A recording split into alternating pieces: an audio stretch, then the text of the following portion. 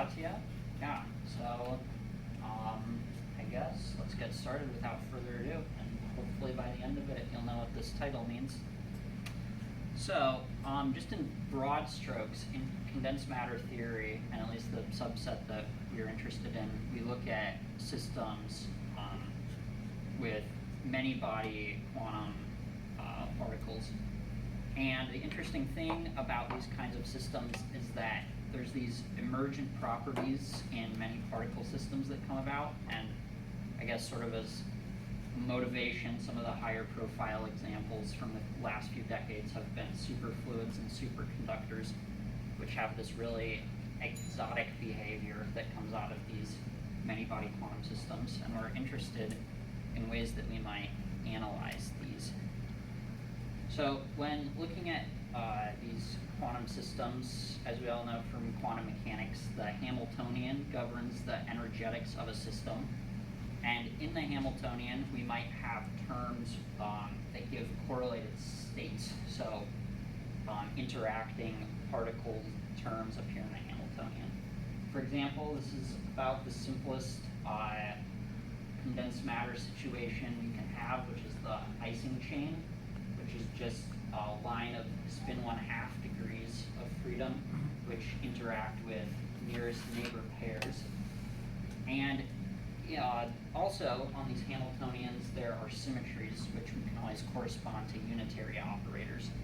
And if the unitary operator commutes with the Hamiltonian, then that is indeed a symmetry of the system. So for the Ising chain, flipping all of the spins on the chain is a symmetry. And something we also might have is spontaneous symmetry breaking, which is where a ground state of the Hamiltonian is not preserved by that same symmetry. So a ground state of this model is all the spins oriented up, but if we flip them all down, it's not preserved, so we have spontaneous symmetry breaking. Now, the sort of landscape that we're looking at in this project lies on this lattice of triangles, and on each lattice site there is a spin 1/2 degree of freedom, and they communicate, so to speak, on these downward triangles on the lattice. And so it's interesting on this model is that there's a symmetry that corresponds to flipping the spins in this fractalizing pattern, which gives you the shape of a Sierpinski fractal. And these sorts of fractal symmetries are a new and pretty exciting area of interest in condensed matter theory. So this is the specific Hamiltonian that I've been looking at, which is pretty long, takes up most of the slide, and is a little daunting. But just breaking it down, there's a few key components to it. We have these constants out front, in front of the sums, and within the sums we also have these sums of projection operators. And these projection operators act on states corresponding to downward triangles with spins all in the same direction. So all up or all down. And as we know, projection operators give outputs of either 1 or 0. And so depending on how we vary the constants, the ground states of this system will seek to sort of maximize or minimize the number of 1s and 0s. So for instance, if T and H are both positive, we want to make as many of the projection operators 0 as we can, and since they correspond to triangles with spins all aligned, we can do that by having states where each triangle does not have all spins aligned. However, as we take H to 0, which is what my project has been looking at, we get this interesting kind of critical point called the Roxar-Kivelson point, or RK point. And this is sort of a known type of critical point, and the interesting thing about it is at this sort of point, there is the ground states are this special type where they're superpositions of states connected by local flips. And these local flips, at least in this system, correspond to flipping downward triangles with spins all aligned. So the smallest situation we can look at is this 2x2 lattice with periodic boundary conditions. And if we start with spins all up, there's 4 different aligned downward triangles that we can flip, and each of those have only one flip back to the all up state. So for this situation, there are 5 states that we have equal amplitude superposition of. So scaling up our lattice a little bit, does anyone have any guesses how many states are connected for this all up state on a 6x6 lattice? No guesses? I have no idea either.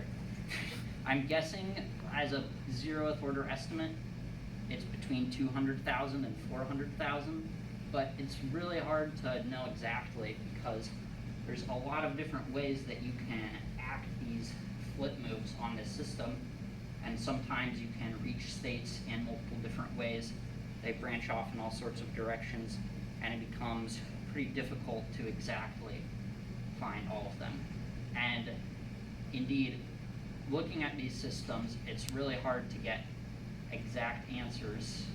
As physicist Carlton Caves has said, Hilbert space is a big place.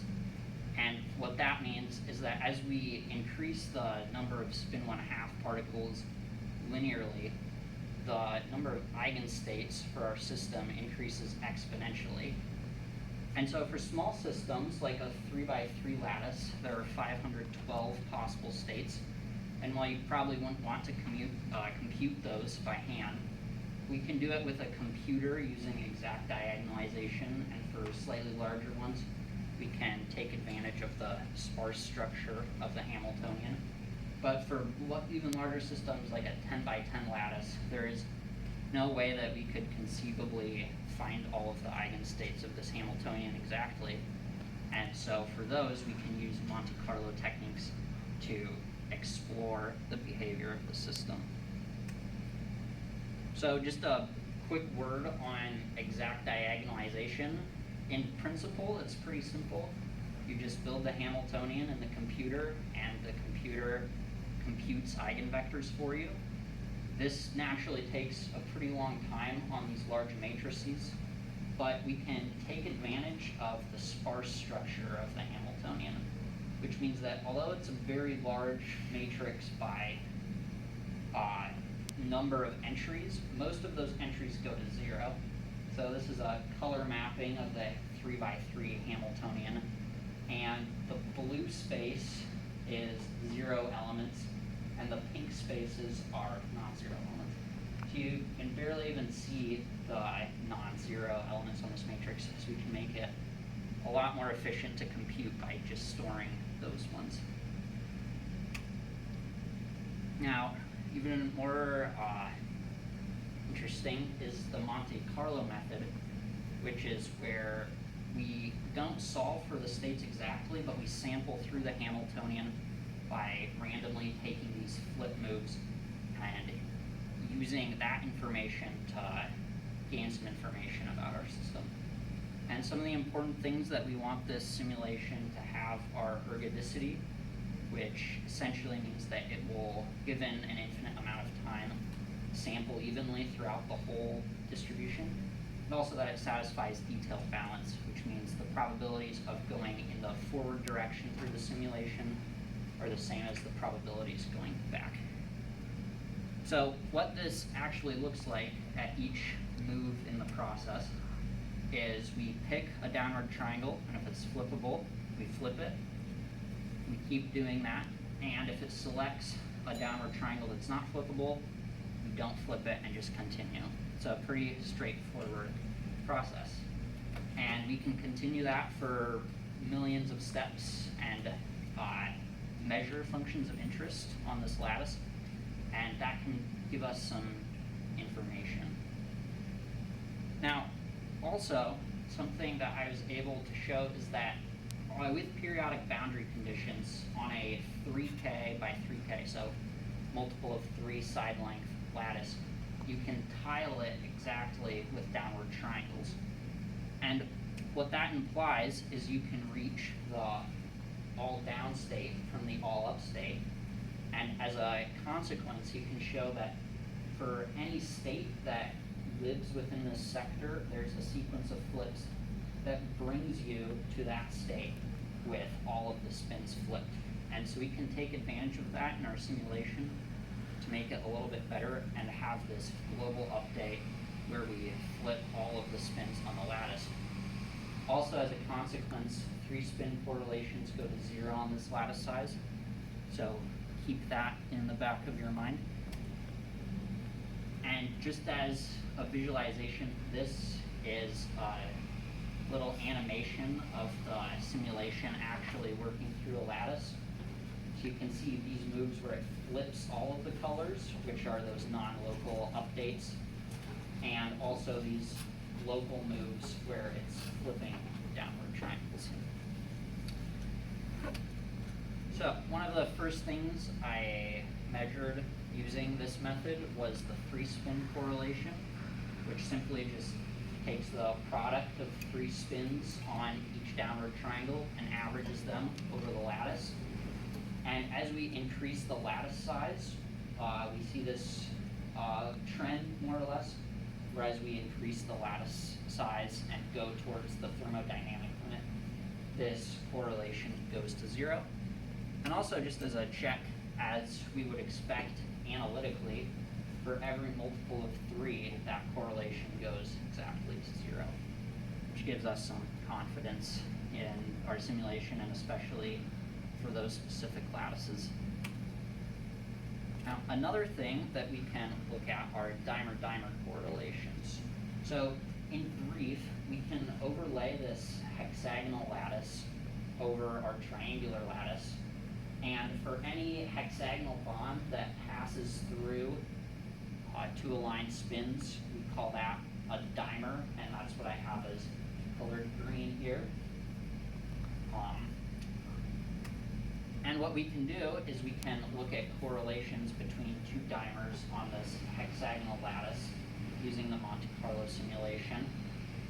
This is a correlation that involves 4 spins, and we are interested in seeing how this changes as we move the dimers apart from each other in space, especially because we know that past the RK point, so right before it, there's this power law where the dimer correlation decays with distance. However, from the results that we have, that does not seem to be the case at the RK point. So as we move the dimers that we're correlating apart in space, the correlation does not change that much even as we move very far apart on the lattice. And so this different sort of ordered structure might hint that this is indeed a type of phase transition that's happening at the RK point. Now, in the future, there are other things that this sets the groundwork for to analyze for these systems. We're interested in potentially treating these flippable triangles as particles, and it's still a bit mysterious to us how they move around and interact on this lattice. And also, we are interested in seeing what kind of states lie beyond the RK point, because that's still a bit of a mystery to us. So, thank you to everyone who has supported me and helped me on this project over the summer. And that concludes my presentation.